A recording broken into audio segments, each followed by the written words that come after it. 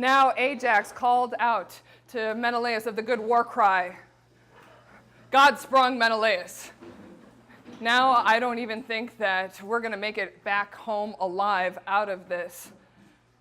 Now I have more fear for the bad shit that's going to happen to my own head and to your head than I fear for Patroclus's body. And soon enough, the Trojan birds and dogs are going to eat him. Because now Hector is like a cloud of war, and he covers everything, and he carries with him our own destruction. So come on, call out to all of the Danaans. See if any of them will listen to you. And right away, Menelaus of the good war cry, he listened, and he cried out in a piercing shout to all the Danaans. You, friends, leaders and counselors of all the Argives, you who have had all of the public wine. Yeah, I've seen you drinking. With the sons of Atreus, with myself, and with Agamemnon. You give orders to all the men. That is what Zeus has given you, the honor, the kudos. But now, it's really hard for me to make out each one of you. I mean, that's how badly the battle burns all around us. So let every man come for himself, and let every one of you feel shame in your hearts that Patroclus, our Patroclus, might become a chew toy for the Trojan dogs. That's what he said. And it was fast, oily, and Ajax that was the first to come running through the battle. And then it was Idomeneus. And then it was Idomeneus' awesome sidekick, Meriones. You know Meriones? He was like fast Ares, the war god. And who has it in their head to remember and name all of the other Argives that came, all the other Achaeans when they called them to battle? And then the Trojans, they attacked all together, and it was shining Hector that led them. Now, they were like a wave. It's like when there's a rushing water streaming towards the sea, and there's a headland with beaches, and the cry that comes out as that river belches back upwards from the salt water. That's now how the shout came up from the Trojans as they stormed against the Danaans. But the Achaeans, they were holding fast all around the body. They were of one mind as they made a bronze wall out of their shields. But now Zeus, Zeus, he put a thick fog over all of the shining helmets of the warriors on both sides. Why? Because, he had never, ever hated the son of Menoetius, the strong son of Menoetius, who was Achilles' best friend, Patroclus. He'd never hated him while he was alive, but right now he hated the idea of him being turned over to the Trojan dogs. And so he stirred up the Achaeans, the companions of Patroclus, to defend him. But still, somehow, it was the Trojans that rushed first. And the Achaeans ran back. They left the body alone for a little while as the Trojans rushed forward, and they were trying to rush and kill one of them. But the Achaeans weren't going to hold off for long. No. Why? Because Telamonian Ajax, you know that he is the best looking by far of all the Danaans. I mean, he's also the most awesome in what he can do, of course, except after Achilles, the son of Peleus. So now Ajax whirled round. He was like when there's a wild boar who has such courage that when men and dogs are chasing him through the mountains, he will turn on them in a glade and send them all willy-nilly in every direction. That's now how Ajax turned back on the Trojans and scattered their strong ranks. And now Ajax, he stood over the body of Patroclus. But, the Trojans, they still thought that they could drag the body back to the city, and they could win all of the kudos. And it was this guy, Hippothous, who was Pelasgian Lathos' son. Now he's grabbing Patroclus' body. He's dragging it by the foot. He's got this elaborate system where he's taken his shield strap and tied it around the ankles of Patroclus' body as he's trying to win favor with Hector and the Trojans. But bad shit's going to happen to him real soon. And no matter how much all these guys want to defend him, it doesn't matter, because now here comes Ajax. Ajax is streaming through the front lines, and Ajax comes and stands really close to him and just hits him through the cheek piece of his bronze helmet, so that the whole horse-haired helmet split around the spear tip, and Ajax drives the sharp spear in with his heavy hand so that all of Hippothous' brains flow out through the bloody wound and leak through the eye hole of the helmet. So that's how Ajax released his battle fury. And right away, Hippothous dropped Patroclus' foot out of his hand to the ground, and then he himself fell on top of the corpse, far from fertile Larissa. That's where he was from. And now he was never going to be able to pay his parents back that price for having raised him. He was too short-lived. Now he was beaten down under the spear of Ajax. So now Hector with his shining spear, he aimed at Ajax. But Ajax kept his eyes straight on, and he avoided it, even though it missed him just by a little bit. Instead, it hit Schedios. Schedios, who was the strong son of Iphitus. Now, he lived in Pinopius, which was famous, and he ruled over many people. I know. You know about Pinopius. It's famous. And he ruled over many people. But yeah, now he got hit. He got hit right in the middle of the collarbone, so that the spear tip actually hewed along the shoulder's base. And so he fell in the dust, and his armor rattled all around him. Now on this side, over the body of Hippothous, here comes Phorkys. He's Phaenops' son. He's trying to defend the body. But Ajax comes, stabs him right in the middle of the belly, so that his whole bronze breastplate breaks and his guts pour out through the bronze.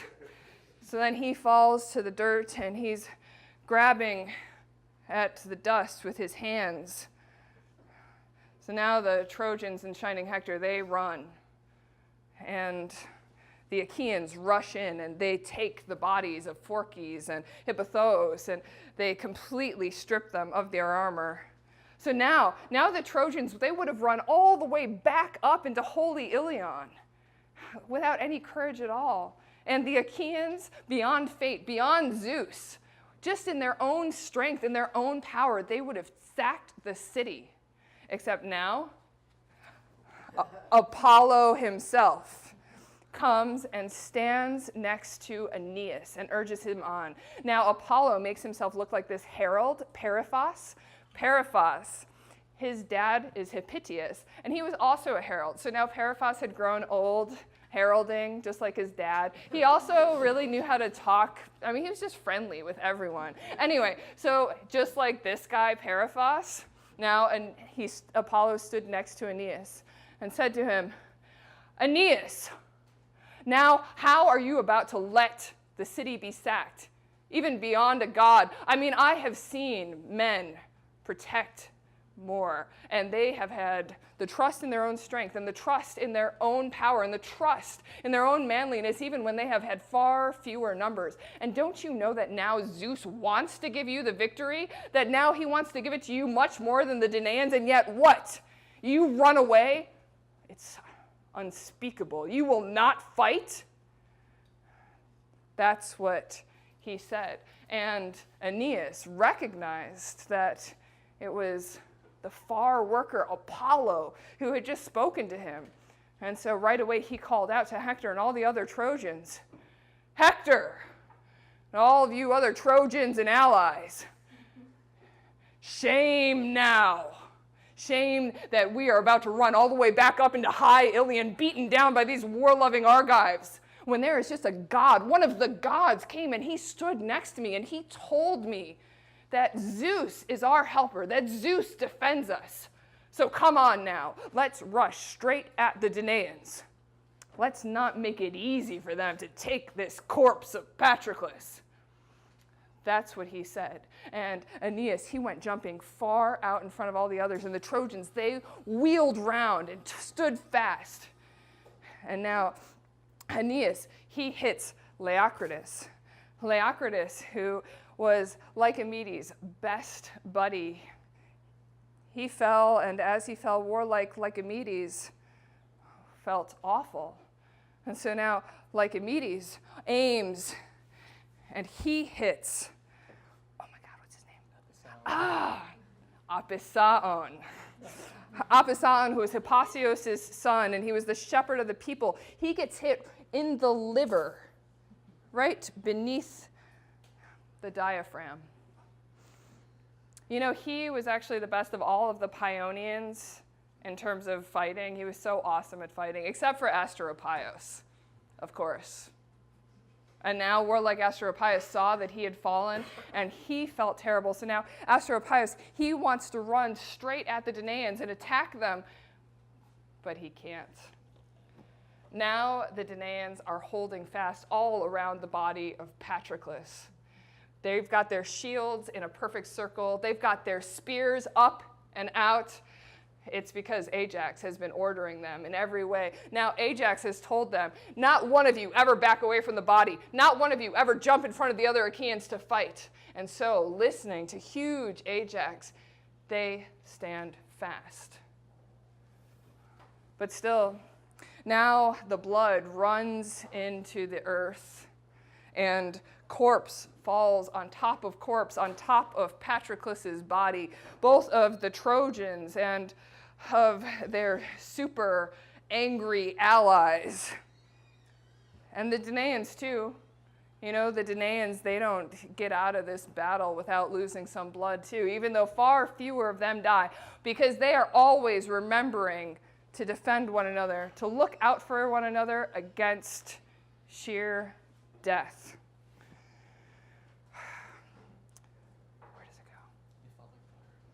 So they fought on like fire. Come and sit. Come and sit. Come and sit. Come and sit. So they fought on like fire. These men, all around the middle in the fog and in the mist, they were the best, who now fought around Achilles' best friend, Patroclus. Do you know there, you couldn't even tell if the sun was still in the sky or the moon. That's how bad the fog was and the battle. But do you know there were other places where the Trojans and the Achaeans with their nice shin guards were just fighting at their leisure? Yeah, I mean, as you do, fight at your leisure. Because there the sky was wide open and clear. There, the sharp rays of the sun shone down. There wasn't a cloud in the sky, not over the earth, not over the mountains. They were actually fighting in shifts. Yeah. And they would just take breaks. They would be far out of where all of the spears and the arrows were flying. But in the middle, that's where they were suffering terrible pain. They were worn out by the pitiless bronze. There, who were the best around Patroclus with all the fog and the battle. But where it was clear, you know, there were two famous warriors, Thrasymedes and Antilochus. And they still didn't even know that Patroclus was dead. I mean, they thought that he was still far out in front fighting against the Trojans. They were fighting far away, after all. They were fighting by the black ships where Nestor had first stirred up the battle.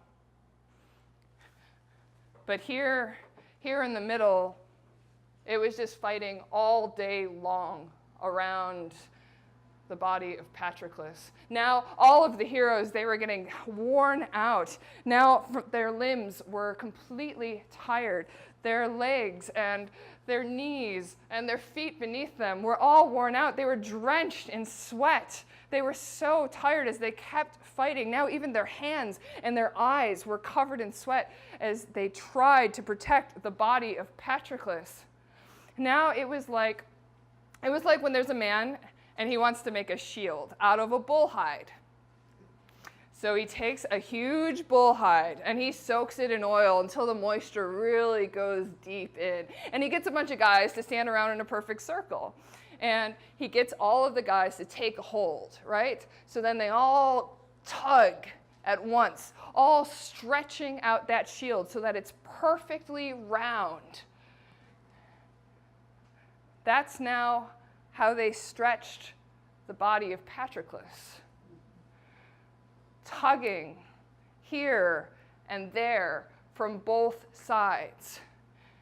And as the Trojans pulled on Patroclus's body, they wanted to take it all the way back to their city, and they wanted to win the kudos. And as the Achaeans pulled on Patroclus's body, they wanted to take it back to the hollow ships.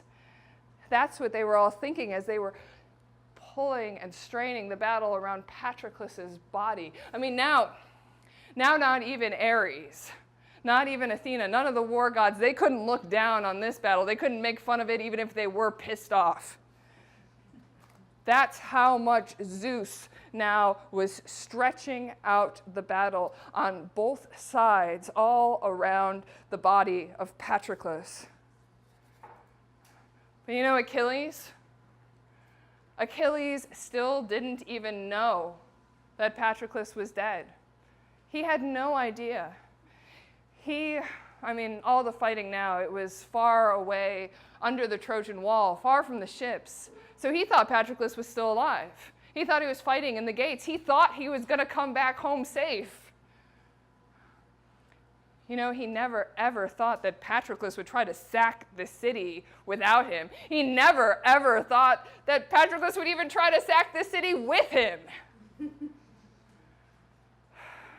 And you know his mom? Okay, his mom is a goddess, Thetis, right? You know, his mom would often take him to the side when she'd get some little bit of information from Zeus. She would tell him, right? She would tell him. But she never told him about this awful shit. She never told him that the man that he loved most in this world was dead.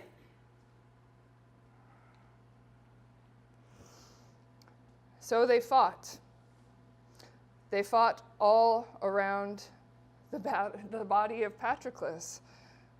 They had their spears up and they killed one another. And now any one of the Argives would say to the others, "Friends, Argives, forget about that good glory of getting back home safe. Let the black earth swallow us first. That would be far better than to let Patroclus go, to let him be dragged in front of the Trojan city by its dogs." And now any one of the Trojans would say, "Friends, even if it's our fate, each and every one of us now to die over this corpse, then let it happen. Not one of you back up from battle." So that's what they would say on either side as they got all stirred up in their battle fury, so that now the iron clamor went through the barren sky all the way up to the bronze heavens.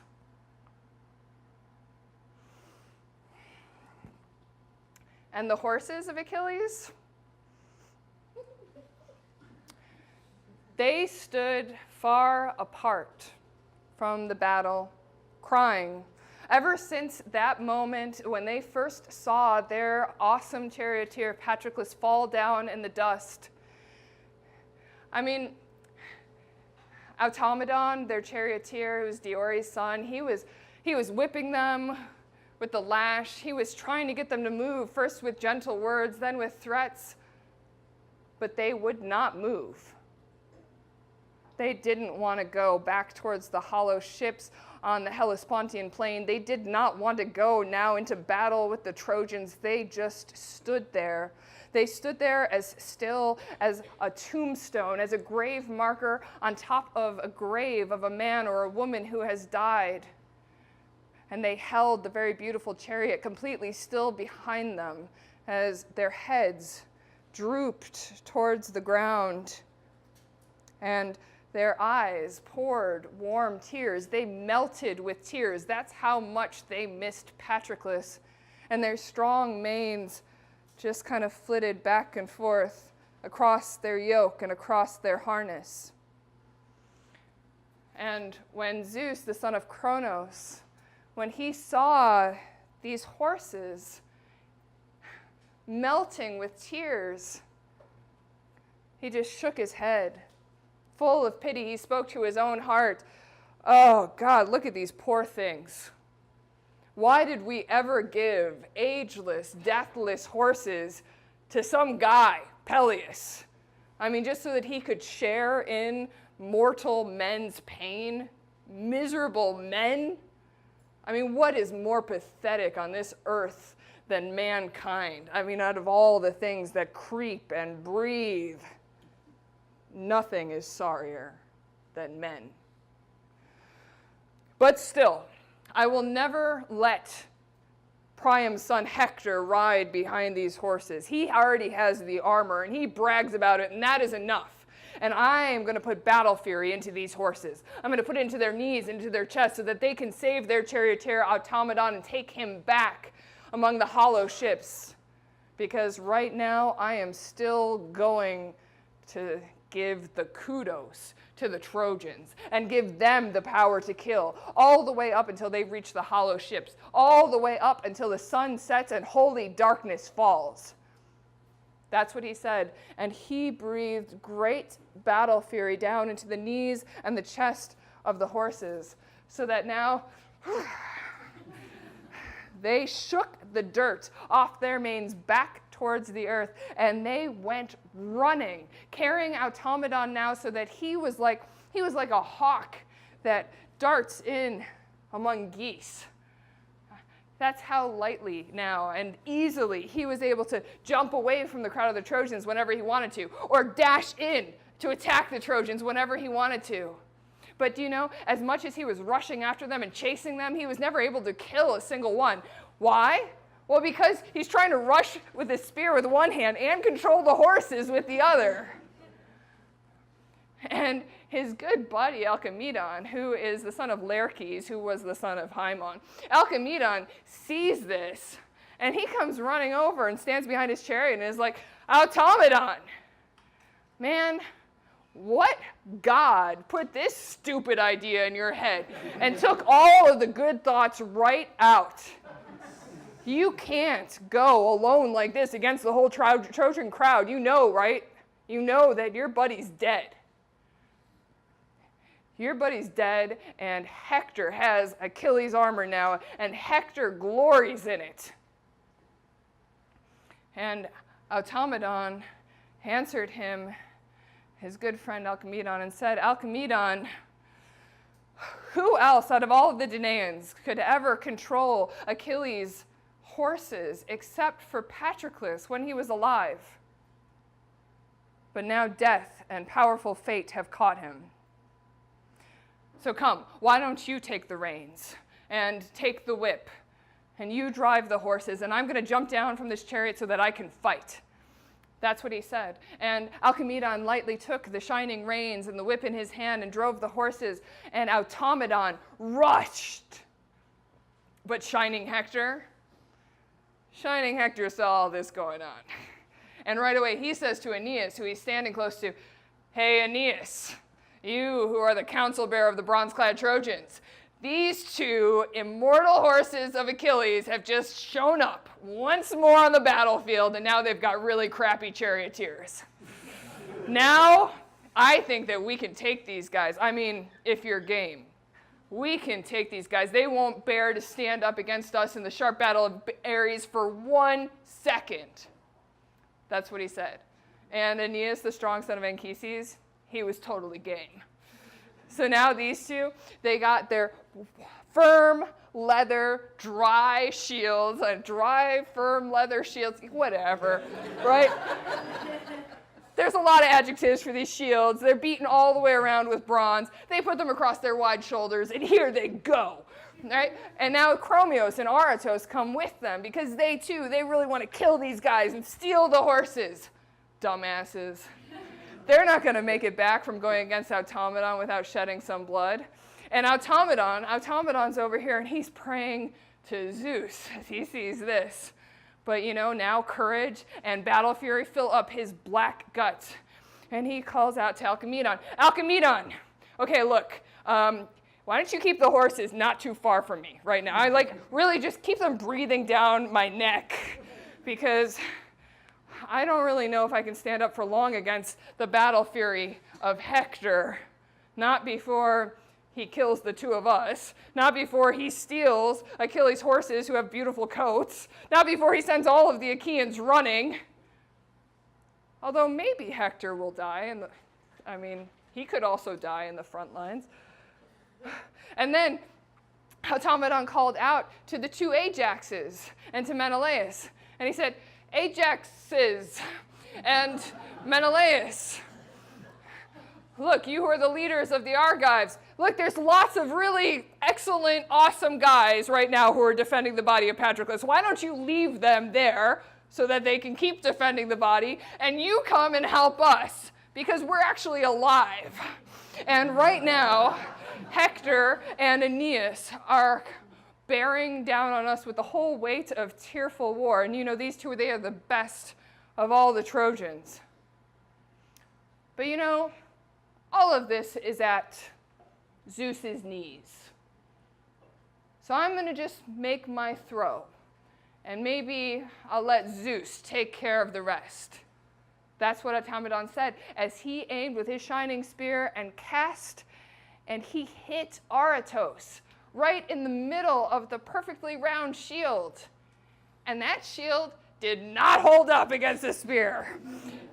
It went straight through the bronze shield and then through his zoster, right through the war belt, into the lower belly. Now, it was like when there's a guy and he creeps up with a sharpened axe onto a horned cow, and he just brings that axe down on the neck right behind the horns, so that cow, even though it's kind of gambling along, it goes down.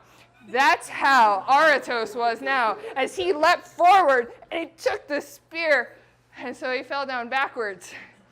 The spear fixed in his bowels as it still shook, and that loosened his limbs right away.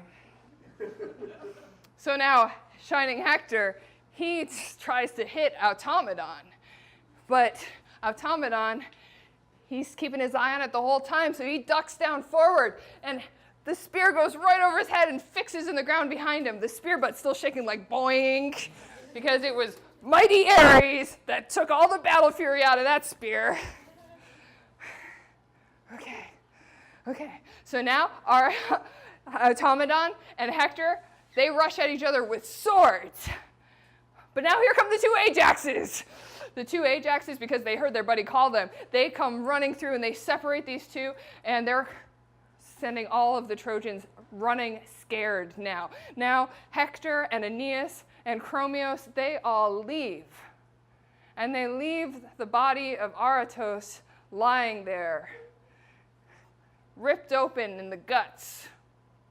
And so Automedon, right away, he comes over and he strips the armor and he brags over the body and he says, man, that terrible pain that I feel over the death of Patroclus, this helps a little bit. I mean, just a little, because you're a worse man than he was.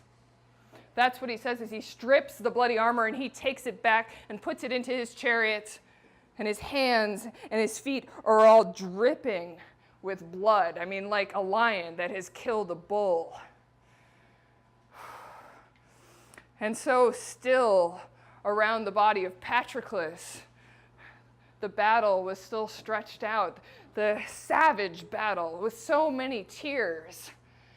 And it was because Athena now stirred up even more conflict. Now Athena came down from heaven, and it was wide-browed Zeus that sent her to stir up all of the Achaeans. Zeus sent her like when he stretches out a rainbow, a purple rainbow. Okay, it's not really purple. Maybe it's purple. It's rushing or shimmering, but I just like saying the purple because purple's also one of the, I don't know. It's like a purple rainbow. And that's a sign to all of men. And what do you think it's a sign of? No, it's not pride. Too bad. Happy Pride, everybody. It's not peace. It's that war is coming. War is coming, and winter is coming. And you know, in winter, it's really hard to get warm. And you know, winter is really bad for like everything that we do on this earth. And it's also, sheep hate it. So it was like this bad sign that Athena now shows up wearing a purple cloud. Okay, it might not be purple, it's shimmering, whatever. But it's a purple cloud, and she comes down, and she stirs up every single one of the Achaeans, and especially she goes to the son of Atreus, Menelaus, first. And she makes herself look like Phoenix, the old man, both in terms of her body and in terms of her wireless voice. And she says to Menelaus, Menelaus, now this will be an insult and a shame to you forever if you let the Trojan dogs drag Patroclus's body in front of their city. So come, now hold strong and stir up all of the people. And Menelaus of the good war cry answered and said, oh, Phoenix, Atta, old man, you know, if only Athena would give me the power and the strength and would protect me from all of the spears and the arrows, then I would be so happy to go and stand beside the body of Patroclus and defend him, because his death has hurt my heart so much. But now Hector and his battle fury, now he never takes a break, ever, from cutting down men with the bronze. Now Zeus has given him the kudos. And Athena, when she heard Menelaus pray to her, first of all, well, then the bright-eyed goddess was delighted. And so right away, she threw force down into the chest and knees of Menelaus. And she also gave him a boldness, the kind of boldness that a biting fly has. When he really wants to bite the skin of a man, but the man keeps swatting him away, but the fly doesn't care because he's like, blood is delicious. That's the kind of boldness now that she gave to Menelaus. And so now Menelaus, he goes over the body of Patroclus to protect it. And then he kills Podes. Podes hits him right in the middle of the stomach. Podes, who's the son of Eetion. Eetion is Andromache's dad, right? That means they're brother-in-laws. Hector and Podes, brother-in-laws. Not only that, but they're also buddies and really good dinner buddies. They have dinner together all the time. But now Podes falls, and Menelaus rushes quickly and grabs the body out from under the Trojans and takes him back to the crowd of his buddies. And now Apollo comes down, and he stands next to Hector, and he makes himself look like Phinops, who is Asios' son. And this guy is the best. He's the best friend of all of his guest friends, those that live around Abydos. Looking like this, Apollo comes and stands next to Hector and says, Hector, now who is ever going to be scared of you? You ran away from Menelaus. You know, he's always been a weak spear fighter before, and now he's dragged a body away from the Trojans back to his own buddies. He killed Podes, Eetion's son, your best buddy, your dinner buddy. That's what he said. And now the black grief came and covered Hector. And right away, he went rushing through the front lines in his shining bronze. But Zeus, the son of Kronos, from up on Mount Ida, he starts shaking the Aegis. He's shaking that tasseled Aegis. We still don't know what the hell this thing is, but he's shaking it, and he's got lightning going down from Mount Ida, and the whole mountain is shaking, all because now he wants to give the victory to the Trojans and make the Achaeans run for their lives. And it's the Boeotian, Peneleos. Peneleos is the first to run. It's because Polydamas comes and stands close to him and hits him I mean, it's really just a flesh wound, right? But the spear tip does hit the bone, so it sounds kind of gross. So he runs. And then it's Latos, who's Electrion's son. He runs because Hector comes and gets him in the arm, right by the wrist. And so he runs looking everywhere around him because, I mean, he doesn't think that he can still hold up a spear to fight against the Trojans. And now Idomeneus, he takes aim at Hector. And he hits Hector. He actually hits him on the breast, just to the side of the chest. But it's right in the hollow of the breastplate, and the spear breaks right from behind the tip. So it doesn't hurt Hector, and all the Trojans are like, yeah! And then Hector, he aims at Idomeneus, and he's standing in the chariot, and he narrowly misses Idomeneus. And instead, he hits Koiranos. You're like, who? Now, Koiranos is actually Meriones' good charioteer, and he followed him from Lyctos. Now, you know, when Idomeneus first left behind the oar-swept ships when he got to Troy, he actually came on foot, Idomeneus did. And you're kind of like, what? I thought he was the Lord of the Cretans. Why doesn't he have any horses? Well, anyway. So many times he was about to give the glory to the Trojans with his death, but many times Koiranos, he came charging in with these horses, the fast horses. He was a light to Idomeneus. He saved him from his death day so many times. But now he himself died because Shining Hector hit him with the spear, hit him right at the jaw by the ear, so that the spear tip went through the base of all of his teeth and sliced through his tongue, right down the middle. He fell out of his chariot, and the reins poured to the ground, but Meriones right away came and stooped, grabbed up those reins, and he called out to Idomeneus, Idomeneus, now we have to drive these fast horses back to the hollow ships. You can see that the Achaeans don't have any power left. That's what he said, and Idomeneus listened, and he drove the fast horses back towards the hollow ships because fear had taken hold of him. And now the two Ajaxes and Menelaus, they noticed too that Zeus was helping the Trojans. And it was Telamonian Ajax, the big one. He said to Menelaus, oh, Popoi, now even a fool can see how Zeus is helping the Trojans. Now every single one of their arrows and spears hits its mark, even though it might be some kind of dumbass coward that throws it. It's Zeus that's sending all of those spears straight on. And ours, everything that we throw just falls out of our hand to the ground like it was nothing. So come on. Now we've got to come out with the best plan. The best plan that we could both save Patroclus' body, but that we ourselves can also go back and make our companions happy again, because now they're looking down on us over here, and they are terrified. Now they don't think that we can hold up against Hector's battle fury and his invincible hands. They think that Shining Hector is going to fall on the hollow ships.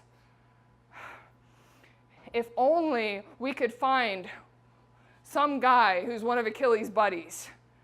You know, I don't even think that Achilles has heard the terrible news yet. I don't even think he knows that his best friend is dead. And I can't see anyone because there's this stupid fog everywhere, all around us and our horses. Father Zeus, get rid of this fog! Protect the sons of the Achaeans from fog! Give us some open air. I mean, if it's really your pleasure to kill us, do it out in the open. That's what he said.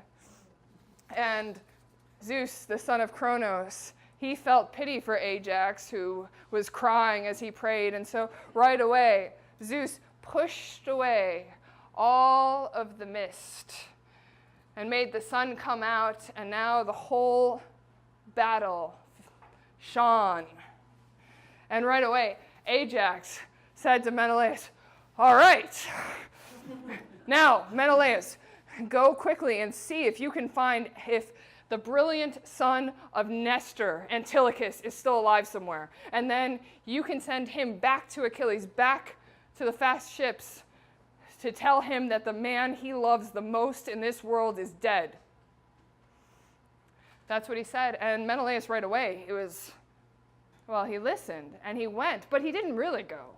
Because now he was like a lion. When there's a lion that goes into the courtyard and he really wants to get one of the sheep, but there are all these guys and dogs there that are all pissed off at him. So they're chasing him with a bunch of arrows and with torches. So he kind of like, okay, going away. But he's so hungry and he wants the flesh. So he jumps back. But then finally at dawn, he just has to give up empty-handed, even though he leaves and he's so sad in his heart. That's how Menelaus now was leaving the body of Patroclus, and he was so scared that somehow the Argives, out of fear, were going to leave him to be the prey to his enemies. And so before he left, he said a few strong words to the two Ajaxes and Meriones. Ajaxes, who are the leaders of the people, and Meriones, now you have to remember just what a good guy Patroclus was. I mean, he knew how to be gentle with everyone while he was alive. But now death and powerful fate have caught him. That's what he said. And now Menelaus went. He went like an eagle. Like an eagle, because they have the best eyesight of all things that fly. And they can even see when there's a little tiny bunny that's hiding under a bushy bush. And that eagle can still go down and take that little creature as fast as it is. So that's how you were, Menelaus. You went with your shining eyes, looking through the crowd of the companions to see if anywhere Nestor's brilliant son Antilochus was alive. And you found him. He was over on the left side of the battle, and he was encouraging and yelling for all of his troops to keep on fighting. And so now Menelaus came next to him with the bad news. Antilochus, come here. You got to hear the terrible news. And I really wish that it hadn't happened. But now you can see for yourself how Zeus has put a wave of pain down on all of the Achaeans. He has turned the tide in favor of the Trojans, and now the best of all of the Achaeans, Patroclus, is dead. And they fight all around his body, but his body has been stripped. It's naked. Now shining Hector has taken his armor. That's what he said. And Antilochus really hated what he heard. For a long time, he stood there without speaking at all, and his eyes filled with tears, and he kept his strong voice in his chest. But still, now he listened to Menelaus. And so he went running, but first he gave his armor to Laodocus, who was standing next to him with the chariot, and then he went pouring tears, running off to find Achilles beside the fast ships. But Menelaus did not want to stay here and defend these guys who were already really missing Antilochus, the Pylians.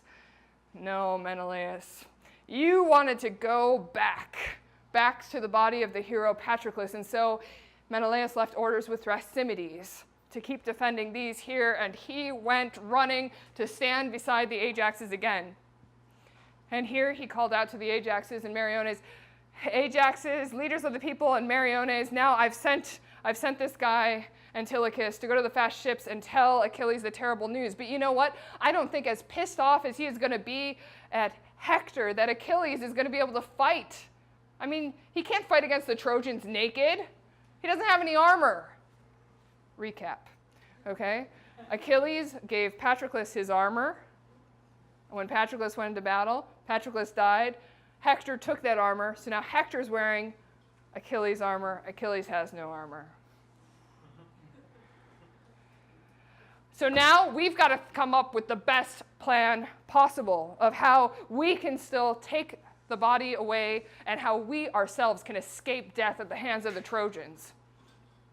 And the Telamonian Ajax listened to Menelaus, and he said, oh, God fed Menelaus, you are so right. Everything you said is right. here's what we're going to do. You and Meriones are going to go and duck down and grab hold of the body. And me and the other Ajax, we are going to defend you from behind against all the Trojans.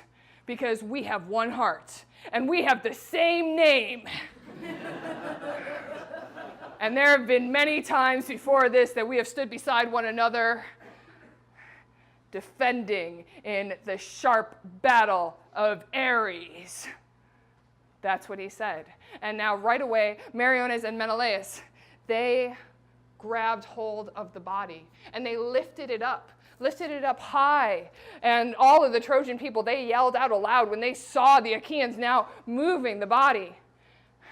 But the Trojans, they became like dogs. They became like dogs now who are far out in front of the hunters as they chase after a wild boar in the mountains, and they want to eat it so bad, tear it to pieces with their teeth.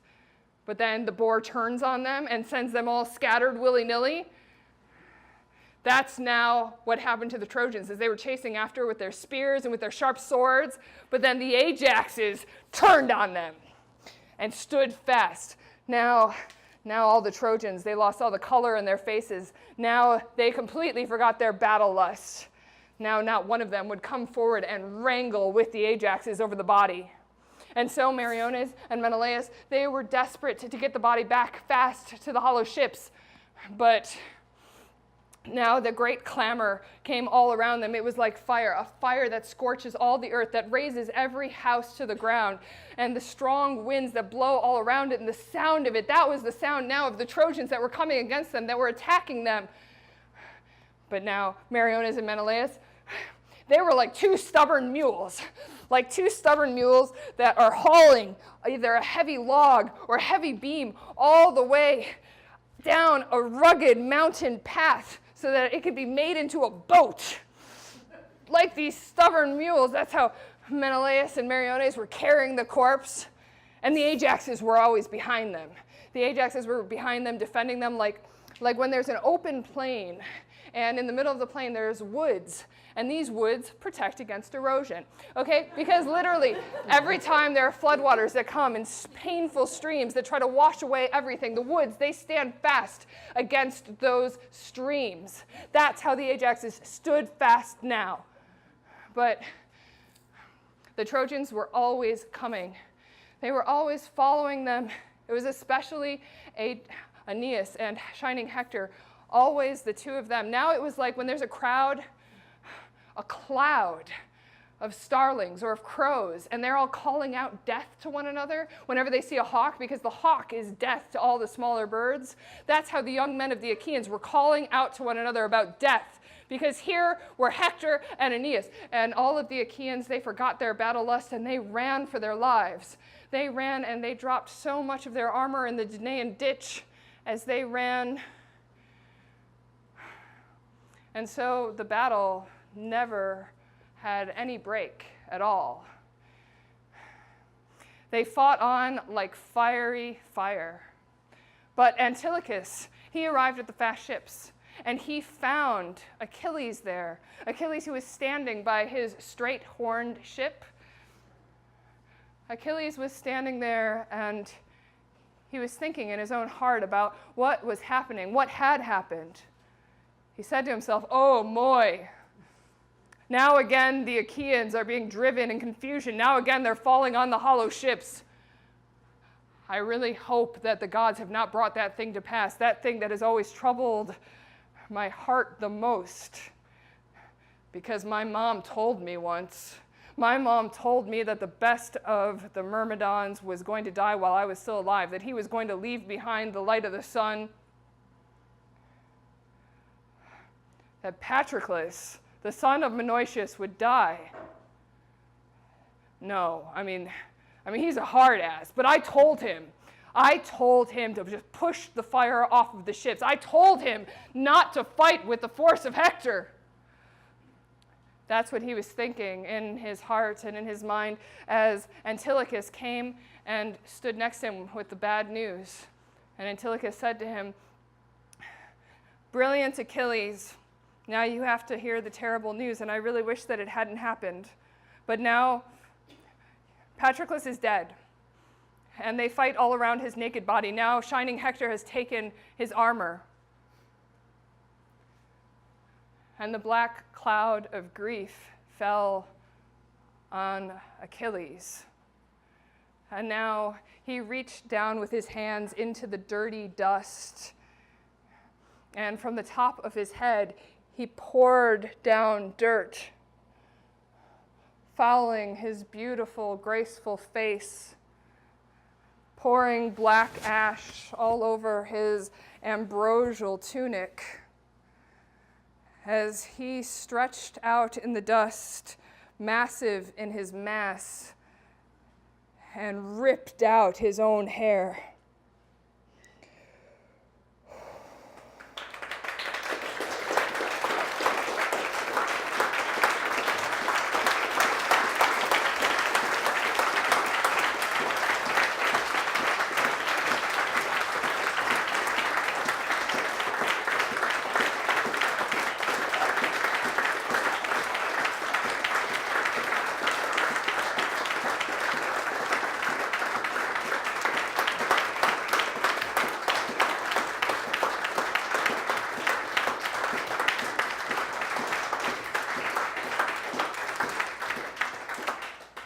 Thank you so much, everyone, for coming.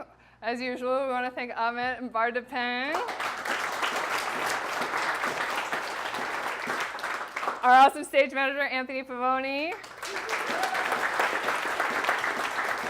Sam Windholz on the video. And give it up for this week's director, Lucinda Davis.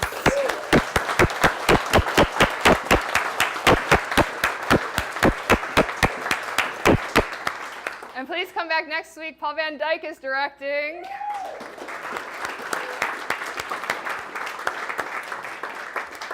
Thank you all so much.